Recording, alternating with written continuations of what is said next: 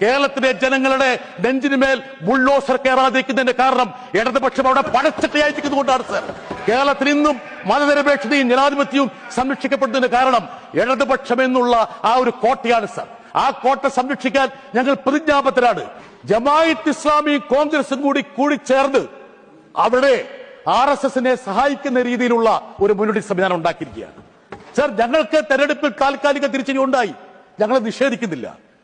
പക്ഷേ അക്കാര്യത്തിൽ നിങ്ങൾക്കിടയിലുള്ള ഈ സംയുക്തമായ സന്തോഷമാണ് ഒരുപക്ഷെ കേരളത്തിലെ ജനതകൾ കണ്ടുകൊണ്ടിരിക്കുന്നത്. നിങ്ങൾക്കിടയിൽ എപ്പോഴൊക്കെയാണോ സംയുക്ത സന്തോഷം ഉണ്ടായിട്ടുള്ളത് അപ്പോഴൊക്കെ ഈ രാജ്യം ദുരന്തത്തിലേക്ക് പോയി എന്നുള്ളതാണ് യാഥാർത്ഥ്യം സർ.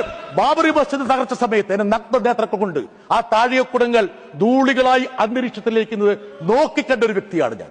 അന്ന് മസ്ജിദിന്റെ തകർച്ചയുടെ ക്രെഡിറ്റിന് വേണ്ടി നിങ്ങളും അവരും കൂടി പരസ്പരം മത്സരിക്കുകയായിരുന്നു. ഇതാണല്ലോ യാഥാർത്ഥ്യം.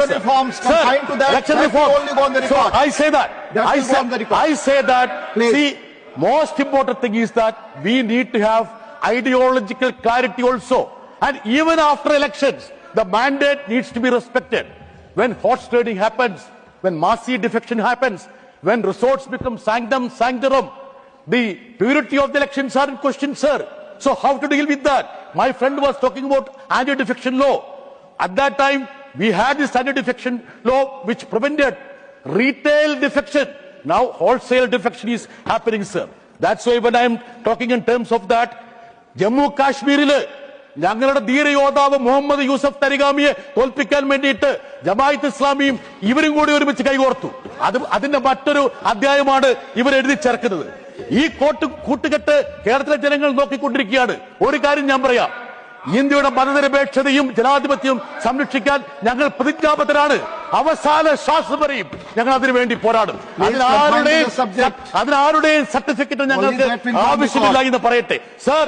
I am telling you, when the Congress leader relinquishes his post and give that Rajya Sabha term to a BJP member to make him a minister here, don't you think the mandate is in question?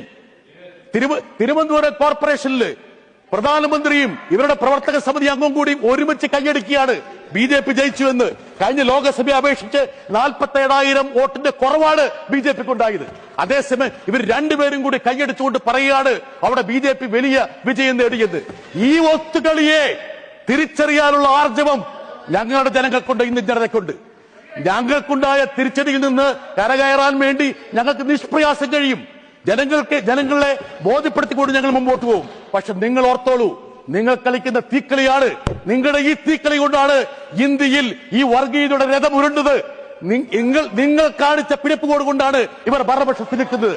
കേരളത്തിലെ ജനങ്ങളുടെ നെഞ്ചിനുമേൽ bulldozer കയറാതിരിക്കുന്നതിന്റെ കാരണം ഇടതുപക്ഷം അവിടെ പടച്ചട്ടയായിരിക്കുന്നതുകൊണ്ടാണ് sir. കേരളത്തിൽ ഇന്നും മതനിരപേക്ഷതയും ജനാധിപത്യവും സംരക്ഷിക്കപ്പെടുന്നതിന് കാരണം ഇടതുപക്ഷം എന്നുള്ള ആ ഒരു കോട്ടയാണ് സർ. ആ കോട്ട സംരക്ഷിക്കാൻ ഞങ്ങൾ പ്രതിജ്ഞാബദ്ധരാണ്. അതുകൊണ്ട് എനിക്ക് ഒറ്റക്കാരിയെ പറയാനുള്ളൂ. when we discuss in terms of electoral reforms, that is absolutely required to see that end to end the system has to be cleaned up.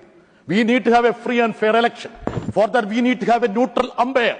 If the umpire is perceived to be, sir, I'm coming, perceived to be seen siding one party, the faith of the people will be lost. And also that the big money need to be curtailed. The extent of money that is spent in elections, that is alarming. My friend from Telangana will say that it would be 200 times that of Kerala, the election expenditure, and this is spreading like a virus. What we have to do? That's why, sir, our party has been earnestly saying that we need to have state funding for elections. We need to have proportional representation, at least for a percentage of seats, like that is being done in countries like Germany. Let it happen in list system. So my submission to you is that let us have wholesome reforms. Let us not talk in terms of one election commissioner or chief election commissioner. Let us see what ails our electoral arena. Let us see the sanctity of the elections. The mandate are respected, sir. Thank you very much. Thank you.